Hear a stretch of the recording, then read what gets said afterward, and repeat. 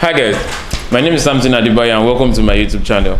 So today we're basically going to talk about how to find your niche and how to actually find your style in photography. So essentially we're actually talking about how to actually find that kind of photography you actually relate to and you can actually shoot comfortably and also make a lot of money from it. Not a lot of money, but actually feed yourself basically. Sure. So the first thing you need to know is in the field of photography there are actually two types of photographers. That's the generalist and the specialist. The generalists are those guys that actually shoot everything from fashion, commercial, products, fashion, beauty, and all whatnot, all sorts of photography. They actually just shoot everything. At the end of the day, they just shoot everything. Whichever client just comes their way, they're like, oh, I can do this, I can do that. And there's nothing wrong with being a generalist. Also, a specialist is those photographers that actually just specifically they are just limited, or they actually just usually just shoot 2 to 3 types of photography. And in my for example, I'm actually a commercial product photographer, and I also shoot portraits of him, like basically limited to advertising photography, and I also shoot fashion and fine arts photography. So basically I see myself as a specialist because a lot of the things I actually do is basically centered around communication and advertising, and I also do some kind of fine arts photography, which is basically my hobbies type of photography. First things first, one thing you must know is everybody at some point they were a generalist. When you're actually starting to learn photography, you actually obviously you would actually shoot a wide range of products. A wide range of portraits of people, a wide range of plants and all whatnot. So basically, at some point, we're all a generalist. And you know what? Let me just dive into steps you actually need to consider or take to actually find your niche. Number one is be a generalist. Shoot everything. Shoot from products. Shoot from human elements, animals, plants, architectural photography, beauty photography, fashion photography, weddings. Shoot a lot. Shoot everything. Shoot events. And in the process of that, you are actually finding your style. Like you probably discard different types of photography that you feel doesn't work for you, or you feel you're actually not too good at, or you feel it's not, like, it probably stresses you out or something like that. Because the first thing you must know to become a specialist is you must love what you actually specialize in. You must love the kind of photography you do. So it's something you must constantly love doing, because at the end of the day, it's something that will pay your bills at the end of the day. Another thing you should do is, in the process of shooting everything, ask for feedback from clients, because in the beginning of your photography career, one of the things you probably need the most is get feedback from clients. Ask them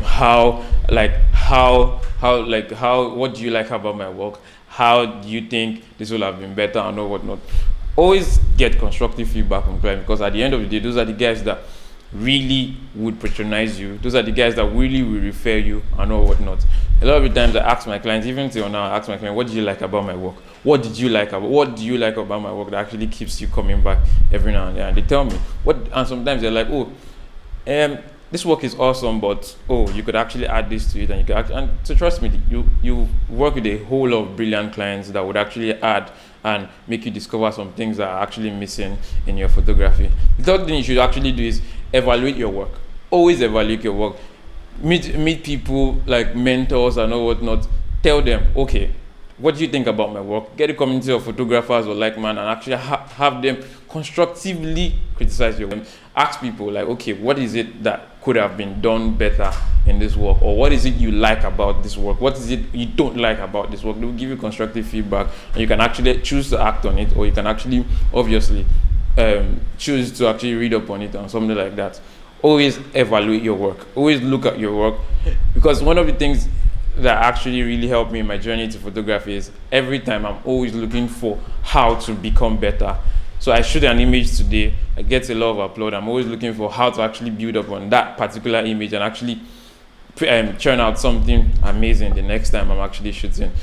Another thing is based on, and the fourth thing, I think we're in the fourth or third, based on everything you actually shoot, every event, weddings and all whatnot you shoot, when you actually become more liking to a particular set of photo. I like product photography. I probably tend to get equipment that actually lean towards portraits and product photography. I wouldn't go and get things that a wedding photographer or a fashion photographer will need. Always, so no matter, because a lot of times you probably hit it big on a gig and you have excess money to actually buy a lot of gears. Always try to evaluate what gear do I need.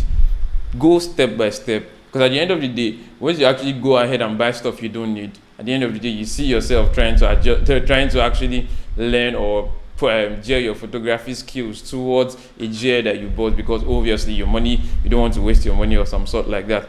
Always buy stuff you need.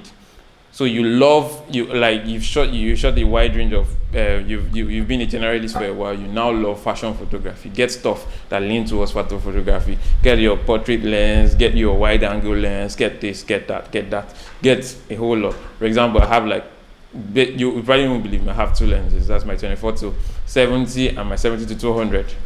And I had a macro lens where it got faulty, so I had to return it. Hopefully they actually get back to me on that. So basically, I had actually aligned with the fact that, see, these are the lenses I need, these are the lights I need, these are the setups I need, this is the camera gear I need, this is the type of camera I need to achieve this kind of result. And trust me, like, you will never go wrong. And always, the sixth thing is always read up on stuff. Always read up on the kind of photography you're interested in. Follow the type of photographers. For example, I love fashion photography, in quotes. For example, I love fashion photography. I wouldn't it doesn't mean I wouldn't actually follow fine art photographers or product photographers or commercial photographers or architectural photographers, but I actually follow more fashion photographers. I actually try to get more inspiration from them and actually try to pick up one or two things from them. Another thing you should actually know is there's a thin line between getting inspired and being a copycat. So in as much as you are trying to find your style, because at the end of the day, people pay you for your style, your interpretation of art, because photography is a form of art. People pay you for your own interpretation, and if they see other people's style and you basically are not unique, and you wonder why, I photograph so well, why don't I actually get X amount of clients? Why don't X amount of people actually approach me for shoots? Because, for example, you are probably following a Kelechi Amadi. Instead of you to actually get inspired or pick one or two things to actually develop your style, you're actually replicating every single thing it's doing. At the point in a photographer's life, you should actually try and distance yourself from a lot of a lot of other people's work and actually try to find your own style. Basically, it would actually help you. It makes you unique. If you check great photographers and great content creators, great photographers and filmmakers, basically they have different styles, and that is what actually, because there are 1,000,001 people in this world.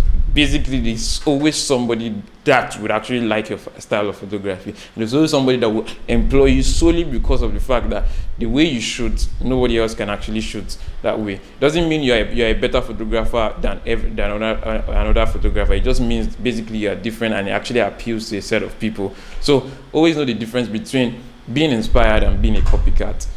And I think basically, and again, read up, and again, to find your style, basically keep watching my videos. I hope with this really short video, or I don't know how many minutes this is, I'll probably check it when I'm editing, but I hope you've actually been able to realize the fact that finding your style in photography, just really one thing that really stands out, it just takes consistency and work. Enjoy this video. I hope you learned one or two things from this video. Subscribe, like, share, watch other of my content. Hopefully I'll actually see you next week. Peace out.